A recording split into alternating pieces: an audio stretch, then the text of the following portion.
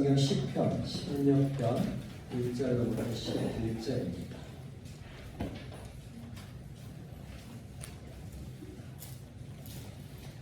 구약성경 시편 16편 1절로부터 11절, 제가 가진 성경은 812쪽에 있습니다.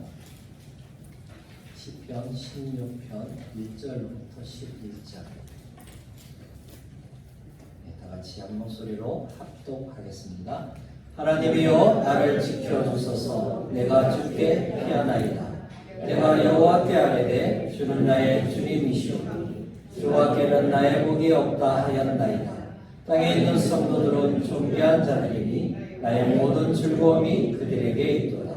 나는 신에게 예물을 드리는 자는 괴로움이 더할 것이라. 나는 그들이 드리는 피의 존재를 드리지 아니하며 내 입술로 그 이름도 부르지 아니하리로다. 여호와는 나의 산업과 나의 장의 소득이시니 나의 공깃을 지키시나이다. 내게 줄로 지어준 구역은 아름다운 곳에 있으며 나의 기업이 실로 아름답도다. 나를 훈계하신 여호와를 성촉할지라. 밤마다 내 양심이 나를 교훈하도다. 내가 여호와를 항상 내 앞에 모시며 그가 나의 오른쪽에 계심으로 내가 흔들리지 아니하리로다. 이러므로 나의 마음이 기쁘고 나의 영도 즐거워하며 내 육체도 안전히 살리니 이는 주께서 내 영혼을 소홀히 버리지 아니하시며 죄 거룩한 자를 멸망시키지 않으실 것임이니이다. 주께서 생명의 길을 내게 보이시리니 주의 앞에는 충만한 기쁨이 있고 주의 오른쪽에는 영원한 즐거움이 있나이다. 아멘. 내게 줄로 지어준 구역에서 말과 같이 생각해 보려고 합니다. 여러분, 어려울 때 누가 가장 먼저 떠오릅니까? 여러분이 힘들고 또 도움이 필요할 때 여러분에게 도움을 줄 수 있는 친구가 있습니까? 어떤 상황일지라도 어느 곳에 있을지라도 여러분이 손을 내밀면 외면하지 않고 또 여러분의 손을 붙잡고 도와줄 수 있는 그런 친구만입니다. 사람들이 비방과 비난하는 그 자리에도 함께 있고 심지어는 죽음의 자리까지 함께 할 수 있는 그런 친구가 여러분에게 있습니까? 물론 여러분 생각하겠죠. 어떻게 사람이 죽음의 자리까지 함께 할 수 있겠는가? 도저히 불가능한 이야기가 아니겠는가? 그러나 저에게는 그런 친구가 있습니다. 그분은 바로 예수 그리스도입니다. 그분은 저를 위해서 기꺼이 십자가에 죽으셨고 3일 만에 다시 살아나셔서 저에게 영원한 생명, 부활의 생명을 주셨습니다. 그리고 영원토록 함께 하시겠다고 약속해 주셨습니다. 그럼 제가 힘들고 어려울 때마다 저도 마찬가지입니다. 예수님 이렇게 부릅니다. 그러면 주님은 외면하지 않으시고 저에게 따뜻한 손길로 안아주시면서 항상 제 마음속에 깨닫게 하신 것이 있습니다. 그래, 내가 잘 안다. 너의 상황, 무엇이 힘들고 어떤 형편이 있는지 내가 너무나 잘 안다. 이렇게 말씀하십니다. 여러분, 그렇다고 목사님 하나님 음성 들었나? 그게 아니에요. 제 마음 깊은 곳에서 그런 울림이 있는 겁니다. 그래서 다시 뭐예요? 힘을 얻고 또 살아갈 수 있는 그런 계기가 되는 거죠. 여러분, 코로나19가 우리의 삶에, 분주한 우리의 삶을 잠시 멈추고 우리 자신을 돌아보는, 즉 성찰해보는 시간을 갖게 만들고 있습니다. 물론 어떤 분들은 그런 상황 속에서도 뭐예요? 어떻게 살 것인가 걱정하고 염려하기도 합니다. 여러분, 그거 아시죠? 걱정하거나 염려한다고 해서 내가 걱정하는 또 염려하는 그 문제가 해결되지 않습니다. 여러분, 걱정과 염려하면 할수록 뭐예요? 그 걱정과 염려 속에 깊이 빠져들 수밖에 없는 게 우리의 모습이에요. 자, 해결되지 않는 문제, 해결되지 않는 걱정, 염려, 그것을 붙들고 있는 것처럼 어리석은 일은 없습니다. 자, 성경은 어려울 때만 하나님을 찾으라 이렇게 말하고 있지 않습니다. 즉 성도가 힘들 때만 하나님 앞에 나오라고 말하고 있지 않을까요? 좋을 때도, 기쁠 때도, 행복할 때도 언제든지 여호와 하나님 앞에 나오라 이렇게 우리에게 말씀하고 있습니다. 마치 뭐처럼요? 숨을 쉬는 것처럼 너무나 자연스럽게. 여러분 보십시오. 숨을 쉬지 않으면 뭐야? 죽을 것 같잖아요. 두려움이 밀려오잖아요. 이러다 잘못되는 거 아니야? 하나님과의 우리의 모습도 똑같습니다. 하나님과 이런 교제가 없으면 뭘 같이 느껴져야 돼요? 숨이 멈출 것 같은, 죽을 것 같은 그런 모습이 올바른 성도의 삶인 겁니다. 여러분 숨 쉬는데 이제부터 나 숨쉴까 해서 숨 쉬는 분 있어요? 아니잖아요. 우리 몸이 뭡니까? 너무나 잘 알고 있습니다. 살기 위해서요 자연스럽게 우리가 숨을 쉬는 거예요. 근데 여러분 이 숨 쉬는 게 뭔가 부자연스럽다는 것은 뭐예요? 어떤 위험한 상황에 빠질 수 있는 거예요. 우리 몸이 뭐예요? 숨 쉬는데 너무나 익숙하고 자연스러워요. 마치 하나님과의 관계도 그렇습니다. 그런 삶을 살아갈 때 오늘 다윗이 노래하고 있는 이 시편의 이 말씀이 우리 삶에 와닿을 수 있는 거죠. 여러분 오늘 시편은 성도가 자신의 뜨거운 신앙 고백과 그로 인해서 하나님이 주신 복이 무엇인가를 우리에게 말해주고 있어요. 어떤 학자들은 탄식시다, 감사시다, 확신의 시다, 또 황금의 시다, 수많은 이런 이야기를 하는 것을 볼 때 다시 처한 상황이 구체적으로 무엇인가를 알 수 없기 때문에 그렇게 추측하고 있는 겁니다. 자, 그럼에도 불구하고 이 시편을 통해 성도가 하나님과의 바른 관계 안에서 살아갈 때 하나님이 우리에게 주시는 그 복이 얼마나 많은가를 우리에게 말해주고 있는 시편이라는 거예요. 여러분 성도의 축복은 하나님께서 주신 복이요 상급입니다. 여러분 우리는 날마다 뭐예요? 하나님이 주시는 그 복을 누리면서 살아갈 그런 존재인 거죠. 자, 그렇다면 어떻게 그런 복을 받을 수 있으며 또 누릴 수 있으며 또 그것을 통해서 우리가 어떤 삶을 살게 될 것인가? 자, 오늘 시편 제목처럼 뭐예요? 내게 줄로 재어준 구역. 이것이 어떤 의미인가? 함께 생각해 보겠습니다. 자, 내게 줄로 재어준 구역. 첫 번째 보겠어요? 나의 믿음의 고백이라는 거예요. 자, 1절부터 4절 다시 한번 읽겠습니다. 하나님이여 나를 지켜주소서. 내가 주께 피하나이다. 내가 여호와께 아뢰되 주는 나의 주님이시오니 주밖에는 나의 복이 없다 하였나이다. 땅에 있는 성도들은 존귀한 자들이니 나의 모든 즐거움이 그들에게 있도다. 다른 신에게 예물을 드리는 자는 괴로움이 더할 것이다. 나는 그들이 드리는 피의 전제를 드리지 아니하며 내 입술로 그 이름도 부르지 아니하리로다. 아멘. 자, 이 네 구절을 먼저 보기 전에 오늘 제목에 나온 6절을 먼저 살펴봐야 합니다. 내게 줄로 재어준 구역. 여러분 다윗은 내게 줄로 재어준 구역 이렇게 말하고 있어요. 여러분 줄 하면 어떤 이미지가 떠올라요? 저는 줄 하면서 어떤 이미지가 떠오를까 하면서 저에게 떠오르는 이미지는 탯줄이었습니다. 엄마와 아기의 생명을 이어주는 줄, 생명줄. 여러분 그래서 성경에서는 이 줄이 두 가지 의미로 쓰였는데요. 하나는 고통, 죽음의 고통을 느낄 정도로, 그 다음에 다른 하나는 오늘 우리가 보고 있는 뭐예요? 밧줄, 측량줄이라는 거예요. 어떤 땅을 측량해서 재는 줄, 그런 의미로 쓰여지고 있어요. 여러분 이 측량줄이 넓은 의미로는 뭐예요? 정해진 구역. 여러분 그렇잖아요. 우리 교회도 정해진 구역이 있잖아요. 또 뭐가 있어요? 여러분이 살고 있는 집도 마찬가지예요. 정해져 있잖아요. 구역이. 바로 그것을 우리에게 보여주고 있는 거예요. 자, 근데요 이게 직역하면 어떤 의미냐면 이런 의미로 줍니다.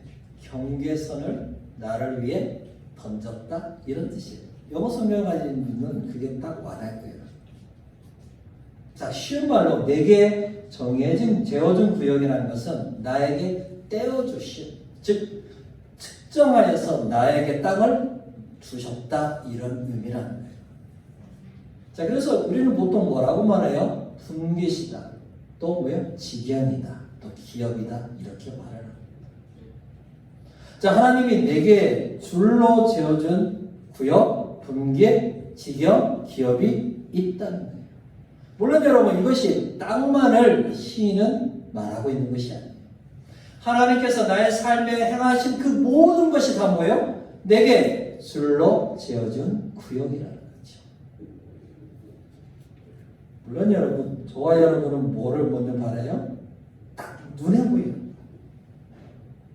그렇죠? 적어도 눈에 보이는 것은 아주 막 크고 넓고 화려한 그것을 딱 하나님 나한테 분깃으로 주면 얼마나 좋을까, 이런 마음이 은근히 우리 안에 있다는 거예요.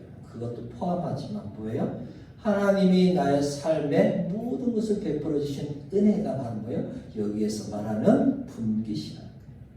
자, 여러분, 근데 내게 줄로 재어준 구역은 뭐예요? 아름다운 곳에 있대요. 여러분, 아름다운 곳, 우리 성경은 아름다운 곳인데 공동 번역이 잘 번역되어 있어요. 기름진 땅이에요. 거기에서 뭐가 되어 있어요? 장소 개념으로 사용하고 있죠. 나의 기업이 아름다운 곳, 즉 기름진 곳에 있대요. 여러분, 시인은 이 다윗은 뭐합니까? 뭐하고 있어요? 하나님의 약속한 그 가나안 땅에서 분깃을 받았어요. 그것도 어디에요? 아주 좋은 명당에 받았어요. 근데 그 자신이 받은 그 기업에 대해서 뭐라고요? 아름답다, 이렇게 말하고 있습니다.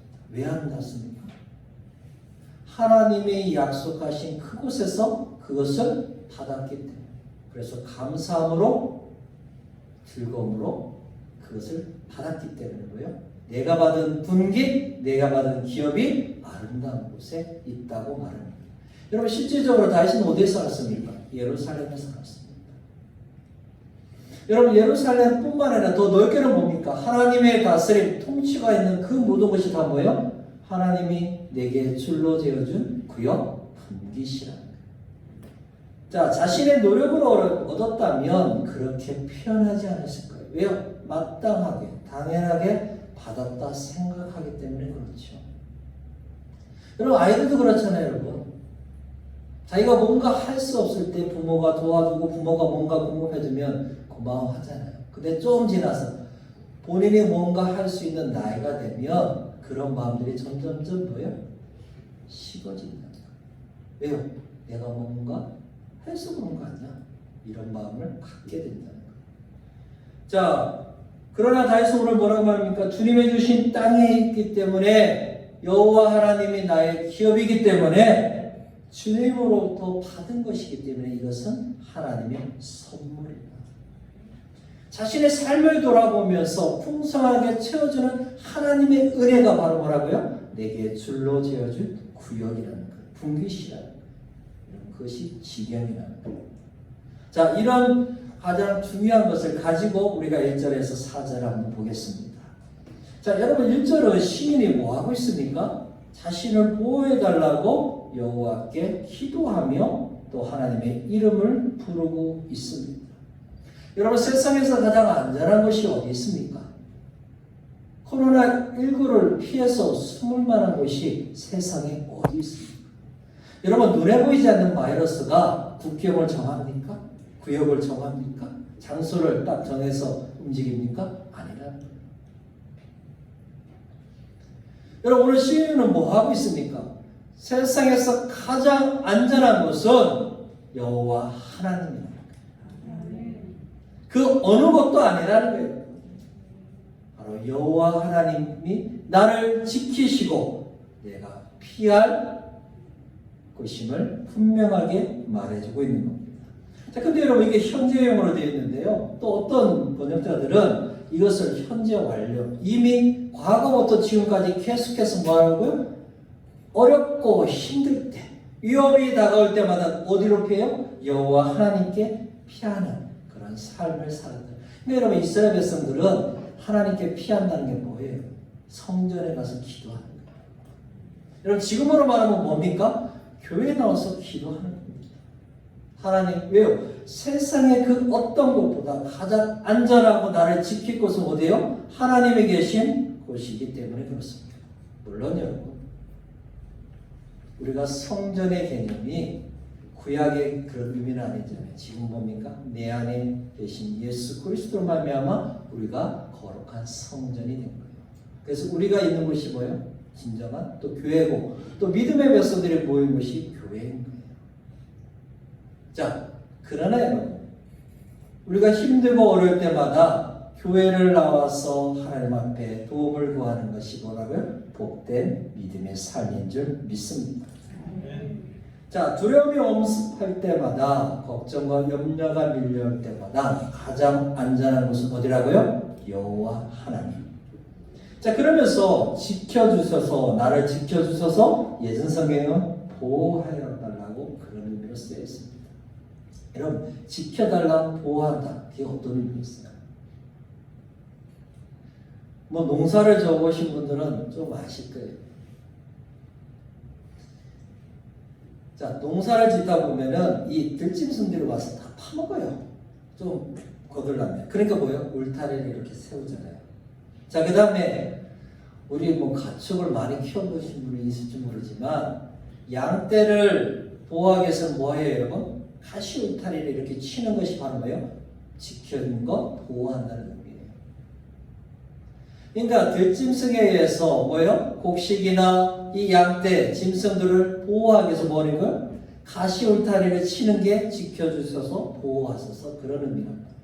자, 근데 다윗은 이 의미를 너무나 잘 알고 있어요. 왜요? 목동이기 때문에 그렇습니다. 어려서부터 양을 치는 그 다윗에게 있어서는 이 울타리가 양들을 지키는 좋은 보호처인 것을 너무나 잘 알고 있다는 거예요. 그래서 자신을 안전하게 지키시고 보호하신 분은 여호와 하나님뿐임을 우리에게 고백하고 있는 것입니다. 자, 그렇다면 다윗을 위협하는 것은 도대체 뭐냐 이거예요. 자, 16편을 보면은 두 가지 정도를 짐작할 수 있어요. 자, 4절이 이제 그런 의미를 가지고 있는데요. 하나는 뭡니까? 혼합주의예요. 즉, 신앙의 변절인데요. 이거예요. 한 발은 하나님께, 한 발은 세상에. 그러니까 뭐 하고 있어요? 나한테 유익될 때만 왔다 갔다 하는 이런 혼합주의. 그 모습에 대해서 다윗은 뭡니까? 자기가 위협을 받고 있음을 말하고 있는 겁니다. 또 하나는 10절에 보니까 뭐예요? 죽음에 대한 위협인 것 같습니다. 여러분, 이 죽음에 대한 위협이 어떤 외부적인지 내부적인지는 정확하게 알 수 없어요. 또 심지어는 어떤 질병에 의해서 자신이 그 죽음을 위협받는지는 알 수 없어요. 또 갑작스러운 죽음을 맞이할 수 있는 그런 두려움일 수도 있겠죠. 자, 어떤 질병으로 인해, 사고로 인해, 뭐 요즘으로 하면 뭐예요? 코로나19로 인해서 혹시 걸리는 건 아니야. 이러다 또 잘못되는 건 아니야. 우리가 여러분 좀 병원에 이렇게 가게 돼서 아파서 가게 되면 늘 우리 속에 두려움이 뭐예요? 혹시 암은 아닌가? 이런 두려움을 늘 우리는 가지고 있죠. 여러분, 이럴 때마다 뭐 하고 있어요? 시인이나 우리가 피난처 대신 여호와를 찾고 구하라고 말하고 있는 것입니다. 그래서 여러분, 2절에는 자신의 그 믿음이, 신실한 믿음이 무엇인가를 우리에게 말해주고 있어요. 자, 사람들은 주인이 누구예요? 사람들은 다 자기가 주인처럼 삽니다. 그러나 믿음의 백성인 다윗은 주인이 누구예요? 여호와 하나님이심을 고백하고 있는 것입니다. 여러분, 이것은 저와 여러분도 똑같습니다. 우리의 주인은 누굽니까? 내가 아니라 여호와 하나님이에요. 여러분, 그 고백은 뭐냐면 하나님만이 나에게 당신의 뜻을 요구할 수 있고 또한 나를 돌보실 것임을 담겨져 있는 단어인 거예요. 여러분, 하나님이 우리에게 요구하세요. 뭘 요구하세요? 말씀에서 우리를 이러이러한 삶을 살도록 요구하신다. 그 말은 뭐냐면 하나님이 내가 너를 지켜줄게. 내가 너를 보호해줄게. 염려하거나 두려워하지 말라고 우리에게 말씀해 주는 겁니다. 그래서 여러분, 다윗은 뭐라고 해요? 주밖에는 나의 복이 없습니다. 이렇게 고백하는 거예요. 이 말은 뭐예요? 쉽게 말하면 나의 행복은 참으로 이 하나님밖에 없습니다. 이 말이에요. 세상에서 그 어떤 것보다 더 나를 즐겁고 행복하고 기쁘게 하는 것은 하나님밖에 없습니다. 여러분, 다윗에게 있어서 하나님은 뭐예요? 가장 큰 행복이라는 거예요. 이런 믿음의 고백이 우리에게 있기를 소망합니다. 여러분, 어떤 상황에서도 위기에서도 여호와 하나님이 우리를 지키시며 우리에게 가장 큰 행복이며 우리에게 큰 기쁨이 되는 줄 믿습니다. 자, 여러분, 다윗은 자신에게 있어서 주인 되신 여호와를 위해서 신실한 믿음으로 살았어요. 그래서 하나님은 뭐예요? 그의 삶에 분깃을 주신다는 거예요. 하나님이 줄로 재어준 구역을 그에게 주신 거예요. 물론 그의 삶도 완벽한 삶은 아닙니다. 실수도 있습니다. 허물도 많습니다. 그럼에도 불구하고 그는 어떻게 살았다고요? 하나님의 마음에 합한 자라고 하나님이 그의 삶을 평가하시잖아요. 여러분, 사람의 평가도 중요하지만 가장 중요한 평가는 하나님의 평가다. 하나님이 그 영혼을 볼 때, 그 사람을 바라볼 때 나는 너를 이렇게 본다. 그것이 뭐예요? 우리의 진정한 삶의 모습이요, 믿음의 모습이라는 거예요. 자, 그 하나님 위해서 헌신하며 살아가는 성도와 세상의 헛된 우상을 섬기는 자의 상반된 모습이 3절과 4절에 나오고 있어요. 자, 여러분, 물론 3절에 땅에 있는 성도들이 누구야 도대체? 뭐 두 가지를 이렇게 말하겠어요. 신실한 이스라엘 백성들, 즉 성도인가? 아니면 가나안 신, 즉 우상을 숭배하는 자들인가? 우리가 문맥적으로 보면 뭐겠어요? 믿음의 성도들이죠. 자, 여러분, 믿음의 성도들은 뭡니까? 존귀한 자들이라는 거예요. 여러분, 세상에서 가장 존귀한 인생이 누구라고요? 저와 여러분입니다. 믿음의 백성이라는 거예요.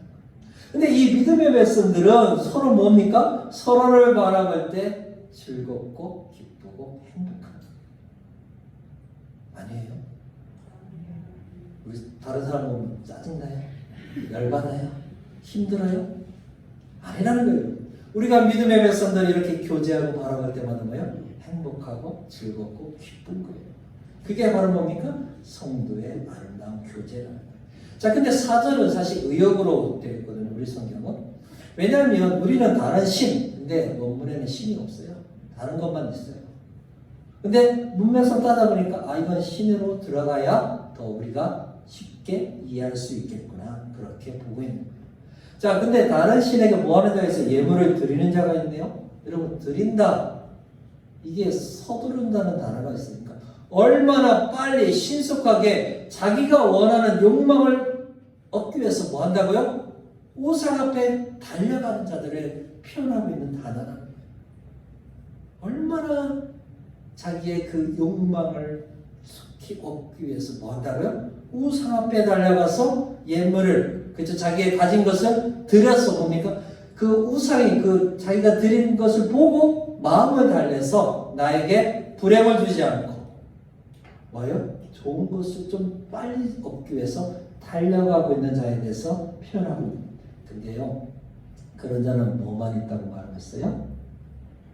괴로움만 더해질 것이다. 여러분, 괴로움만 더한데요. 이 말은 뭐예요? 그들은 슬픔이 클 것임을 말해주고 있는 거예요. 오히려 자기의 욕망을 얻기 위해서 달려갔는데 뭐만 남는 거예요? 슬픔만, 괴로움만 점점점 자신의 인생 속에 더해질 것임을 말해주고 있는 겁니다. 여러분, 그래서 하나님은 믿음의 백성들에게 뭐를 요구하십니까? 절대적인 헌신을 요구하고 있습니다. 헛된 우상을 단호하게 끊을 것을 우리에게 요구하고 있는 거예요. 그래서 여러분, 십계명 제1계명 출애굽기 20장 3절에 뭐라고 말하고 있어요? 너는 나 외에는 다른 신들을 내게 두지 말라. 여러분, 인생의 모든 행복이 살아계신 하나님과의 관계 속에 있음을 다윗은 우리에게 알려주고 있습니다. 그래서 다른 신, 우상 앞에 달려가는 인생은 불행과 슬픔이 더해질 것임을 우리에게 경고해주고 있는 거예요. 자, 근데요, 그들이 하는 죄의식은 두 가지죠. 4절 하반절에 보니까 뭐가 있어요? 피해 전제와 또 또 뭐예요? 우상의 이름을 부르는 거예요. 여러분, 피가 어떤 의미인지 불신자들은 다 완벽하게 알지 못해요. 근데 뭐예요? 피가 뭔가 신령한 것은 그런 의미가 있기 때문에 뭡니까? 짐승의 피를, 그렇죠? 그 다음에 뭐예요? 그 피를 자기 몸에 발라요. 그리고 우상의 이름을 부른다는 건 뭡니까? 주술적인 표현이에요. 왜요? 이름을 부르면 뭔가 대답하고 응답하고 나에게 주니까 그런 의식을 다해서 뭐예요? 절대로 안 하게 된다. 의도적으로 뭡니까? 우상의 이름조차도 자신은 부르지 않겠다. 오직 신실하신 여호와 하나님만을 부르겠다는 믿음의 고백을 하고 있는 것입니다. 그래서 호세아 2장 17절에 내가 바알들의 이름을 그의 입에서 제거하여 다시는 그의 이름을 기억하여 부르는 일이 없게 하리라. 하나님께서 뭐예요? 이스라엘 백성들의 그렇게 하시겠다고 말씀하고 있는 것입니다. 여러분, 이런 신실한 믿음의 헌신과 결단을 통해서 신의 뭐요? 하나님으로 말미암아 줄로 재어진 구역을 얻으면서 누리며 살고 있음을 알 수 있습니다. 사랑하는 여러분, 코로나19로 인해서 수많은 사람들이 두려움과 염려 속에서 살고 있습니다. 물론 어떻게 해서라도 자신을 지키고 보호해야 합니다. 그러나 궁극적으로 우리를 지키시고 보호하신 분은 여호와 하나님이심을 믿습니다. 또한 여러분, 성도는 내가 판단하고 내가 생각하는 대로 살아가는 것이 아니라 하나님의 말씀대로 뜻대로 행동하고 살아갈 때 가장 복 있는 자임을 아시기 바랍니다. 그러면서 헛된 우상들 앞에 가서 나의 미래가 어떻게 될까? 나의 자녀의 장래가 어떻게 될까? 말하지 말아요. 점치는 것. 또 장래에 대해서 예언한다는 예수 점쟁이들 앞에 가서 그런 것을 구하지 말라는 거예요. 심지어는 그런 이름조차도 내 이름으로 부르지 말라는 거예요. 그렇게 살아가면 좋을 것 같지만 뭐 한다고요? 점점 큰 슬픔과 괴로움만 더해질 것임을 우리에게 말해주고 있습니다. 그럼 믿음의 백성은 어떤 상황에서도 여호와 하나님의 이름을 부르며 그분 앞에 나아가는 것입니다. 그리고 단호하게 세상의 그 유혹과 미혹을 끊어버리는 거죠. 오직 여호와를 부르며 그분 품에 거할 때 가장 행복하고 줄로 재어진 구역 안에서 뭡니까? 기쁨과 소망 가운데 사는 은혜가 있기를 주님의 이름으로 축복합니다. 아멘. 두 번째, 내게 줄로 재어진 구역은 무엇일까요? 하나님의 축복입니다. 여러분, 신실한 믿음의 삶을 살아가는 자에게 준 분기, 즉 줄로 재어진 구역이 무엇인가? 5절부터 11절인데요. 우리 다시 한번 읽어보겠습니다. 여호와는 나의 산업과 나의 잔의 소득이시니 나의 분깃을 지키시나이다. 내게 줄로 재어준 구역은 아름다운 곳에 있으며 나의 기업이 실로 아름답도다. 나를 분기하신 여호와를 송축할지라 밤마다 내 영심이 나를 교훈하도다. 내가 여호와를 항상 내 앞에 모시며 그가 나의 오른쪽에 계심으로 내가 흔들리지 아니하리로다. 이러므로 나의 마음이 기쁘고 나의 영도 즐거워하며 내 육체도 안전히 살리니 이런 주께서 내 영혼을 소홀히 버리지 아니하시며 주의 거룩한 자를 멸망시키지 아니하실 것임이니이다. 주께서 생명의 길을 내게 보이시리니 주의 앞에는 충만한 기쁨이 있고 주의 오른쪽에는 영원한 즐거움이 있나이다. 아멘. 여러분, 한마디로 말하면 뭡니까? 하나님의 축복이라는 거예요. 하나님이 내게 줄로 재어진 구역은 하나님이 우리에게 주신 거예요? 축복인 거예요. 여러분, 5절부터 8절에 보면 믿는 자가 받는 복에 대해서 이야기하고 있습니다. 여러분, 5절과 6절을 보십시오. 뭐 하고 있습니까?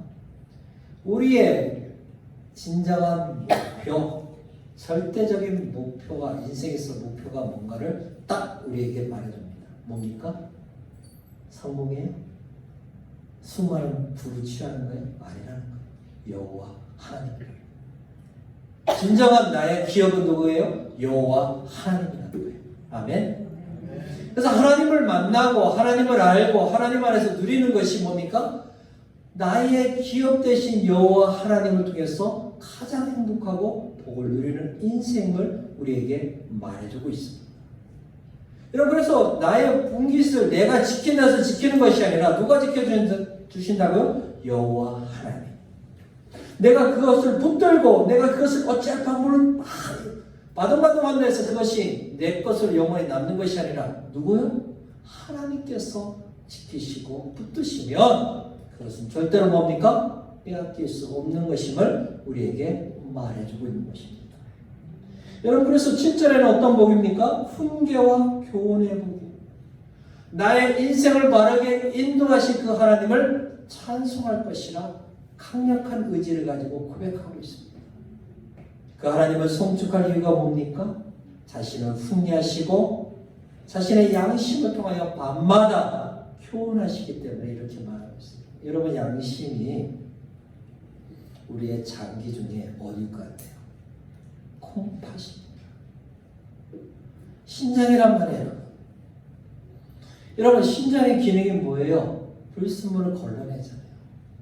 그렇듯이 하나님의 말씀, 즉 교훈과 책망을 통해서, 훈계를 통해서 뭐 하신다고요? 우리의 잘못된 부분을 보게 하시고 우리의 인생을 바르게 이끌어 가신다는 거예요. 그래서 하나님 말씀 앞에 늘 가까이 나가서 하나님이 기뻐하지 않는 것, 불의함, 불순물들, 내가 사랑하지 못하고 용서하지 못한 것에 대해서 뭡니까? 말씀을 통해서 계속 비춰보면서 그것을 씻어내고 하나님의 도우심을 구하라는 거예요. 자, 그리할 때 8절에 보니까 어떤 복을 누려요? 흔들림 없는 안전한 위치에 가는 복을 누리게 된다는 거예요. 세상에 어떤 파도 밀려올지라도 믿음의 삶을 살게 된다는 거예요. 흔들림 없이. 왜요? 반석 대신 여호와께서 나를 붙드시기 때문에, 그분이 나의 손을 붙잡고 나의 삶을 이끌어 가시기 때문에 흔들리지 않고 요동하지 않고 믿음의 삶을 살아갈 수 있음을, 그런 복을 누릴 수 있음을 우리에게 말해주고 있는 겁니다. 여러분, 고난과 역경이 와도 두려워하지 않는 비결이 어디 있어요? 바로 여호와 하나님을 항상 자신의 앞에 두기 때문에 그렇습니다. 여러분, 이 말은 뭐예요? 여러분, 하나님의 임재를 늘 경험하는 거예요. 그래서 자신의 삶에 신실한 믿음의 삶을 이끌어갈 수 있는 거죠. 자, 여기 보니까 여호와 앞에 모시고 또 우편에 계시다, 이런 표현이에요. 물론 여러분, 두 가지 비슷한 표현인데 세밀하게 보면 하나님을 나의 앞에 둔다는 거예요. 친밀함이에요. 또 하나님을 나의 우편에 둔다는 거예요. 우편이 뭔지 아시죠? 하나님의 힘으로 나를 지키시고 돌보신다. 그러니까 여러분, 세상에 어떤 것이 나에게 공격하고 밀려올지라도 뭡니까? 내 앞에 계시고 나의 오른편에서 지키시는 그 하나님이 나를 보호하시기 때문에 흔들림 없이 나는 삶을 살아갈 수 있는 것입니다. 그래서 여러분, 시편 109편 31절에도 그가 궁핍한 자의 오른쪽에 서서 그의 영혼을 심판하려 하는 자들에게서 구원하실 것이니라. 아멘. 우리는 하나님을 모시고 살아갈 때 세상의 그 어떤 풍랑 속에서도 흔들리지 않고 두려워하지 않고 걱정하지 않는 이유는 어디에 있다고요? 여호와 하나님이 나를 붙들고 계시기 때문인 줄 믿습니다. 자, 여러분, 이렇게 하나님을 모시고 사는 자가 그 복을 이제는 뭐로 바꿔버렸냐면 기쁨으로 바꿔버렸어요. 그것이 이제 9절로부터 11절이에요. 여러분, 9절로부터 11절은 이런 말이에요. 나의 장래가 어떻게 될 것인가, 그것을 우리에게 알려주고 있습니다. 여러분, 우리 궁금하잖아요. 나의 미래, 우리 자녀의 미래가 어떻게 될까 궁금하잖아요. 근데 뭐예요? 분명하게 우리에게 이야기해주고 있습니다. 특별히 신실한 믿음의 삶을 살아가는 자들, 여호와의 분깃을 받은 자들은 그 미래, 장래가 분명함을 우리에게 가르쳐주고 있습니다. 여러분, 9절 10절에서 뭐라고 말합니까? 죽음으로부터도 보존되는 삶의 기쁨을 누리게 된다는 거예요. 여러분, 그렇다고 믿음에서만 안 죽나? 아니에요. 여러분, 죽어도 뭐가 있어요? 부활의 소망입니다.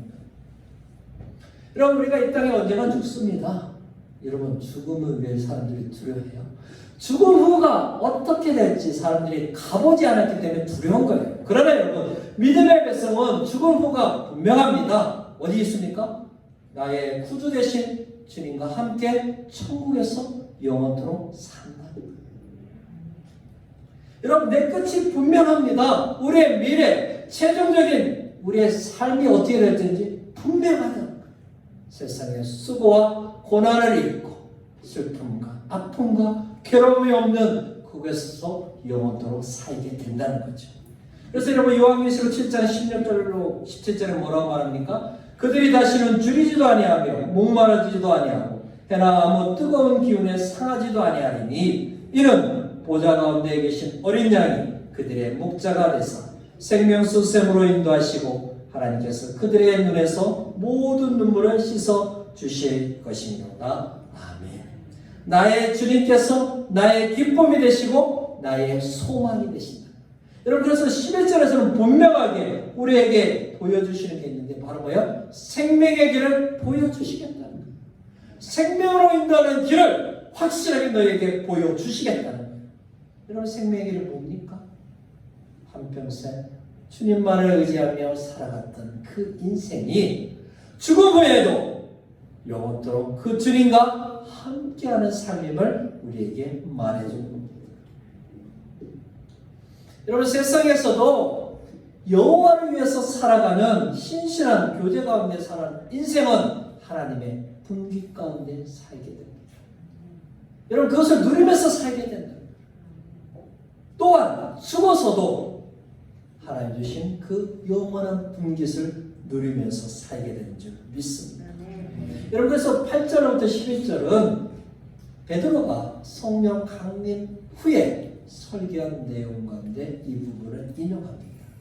여러분, 그 말은 뭐냐면 다윗은 자신에게 지금 이루어지는 것이 아니라 예수 그리스도로 말미암아 장차 이루어질 것을 보고 있는 것이고, 베드로는 오순절 성령 강림으로 말미암아 하나님의 이 약속의 말씀이 성취되었음을 말해주고, 우리에게는 믿음의 백성에게는 장차 이 말씀대로 될 것임을 약속해주는 말씀입니다.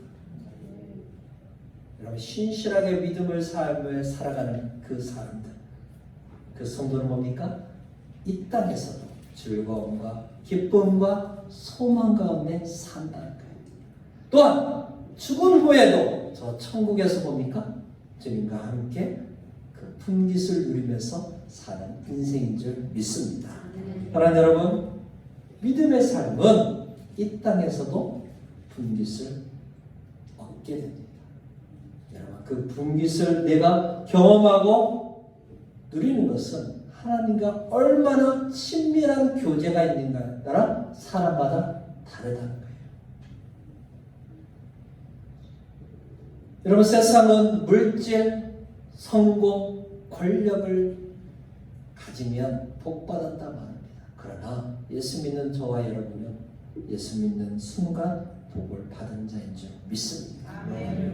여러분, 또한 하나님과의 교제 속에서 우리는 그 풍성한 은혜를 누리며 살게 된 겁니다. 그것이 이 땅에서 뿐만 아니라 천국에서도 영원토록 그런 즐거움과 소망과 기쁨을 누리며 살게 될 줄 믿습니다. 여러분, 지금처럼 이 코로나 계통의 이 바이러스가 이제 이 또 가을이 되면 또 어떤 모습으로 또 우리에게 다가올지 모릅니다. 코로나19가 또 해결되지 않았는데 또 다른 변명이 생겨서 우리를 위협할 수 있는 그런 불안한 시대에 우리가 살고 있습니다. 여러분, 그 우리는 어떻게 해요? 걱정만 해야 돼요? 그럼 숨어 있어야 돼요? 아니죠. 두려움과 염려 가운데 오늘 다해서 뭐 하고 있어요? 하나님이여 나를 지켜주소서. 내가 주께 피하나이다. 여호와 하나님을 바라보며 그분 앞에 나아가며 이 땅에서 줄로 재어준 그 구역 안에서 신실한 믿음의 삶을 살아갈 뿐만 아니라 흔들리지 않는 견고한 반석 대신 그 주님을 의지하며 하나님과 살아갈 때 자신의 생명을 지킬 뿐만 아니라 죽어도 부활의 생명으로 말미암아 영원토록 살게 되실 그 하나님을 찬양하고 기도하는 저와 여러분이 되시길 주님의 이름으로 축복합니다. 아멘.